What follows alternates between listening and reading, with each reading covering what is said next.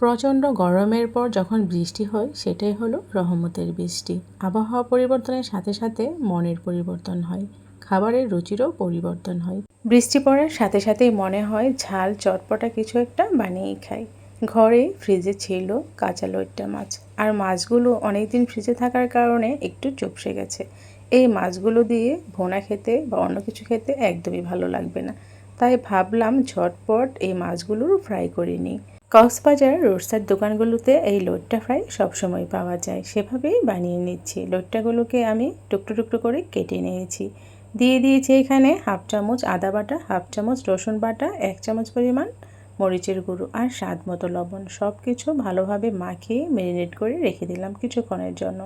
এখানে দিয়ে দিচ্ছি আমি হাফ কাপের মতো চালের গুঁড়ো আর 1/4 কাপ পরিমাণ বেসন, আর দিয়ে দিচ্ছি সব ধরনের স্পাইসেস, স্বাদ মতো লবণ। চালের গুঁড়ো না দিলে কিন্তু লইট্টা ফ্রাইটা খেতে একদম মুচমুচে হবে না।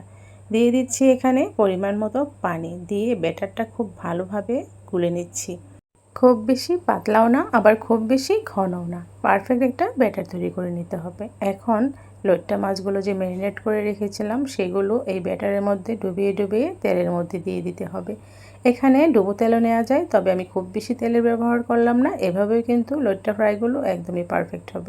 এই তো আমার লইট্টা ফ্রাইগুলো একদম রেডি, একদম কক্সবাজার হোটেলের মতো পারফেক্ট একটা লইট্টা ফ্রাই হয়েছে। আর সসের সাথে এই লইট্টা ফ্রাইটা খেতে এতটা মজার হয়, এভাবে অবশ্যই বাচ্চাদের বানিয়ে দিবেন। শুধু লইট্টা মাছ কেন, ঘরে যদি কাঁটা ছাড়া অন্য কোনো মাছ থাকে, যেসব বাচ্চারা মাছ খেতে চায় না, তাদেরকে এভাবে বানিয়ে দিলে খুব মজা করে খাবে আর একদমই বুঝবে না যে এটা মাছ দিয়ে করা হয়েছে। এই রেসিপিতে অবশ্যই একবার হলেও ট্রাই করবেন।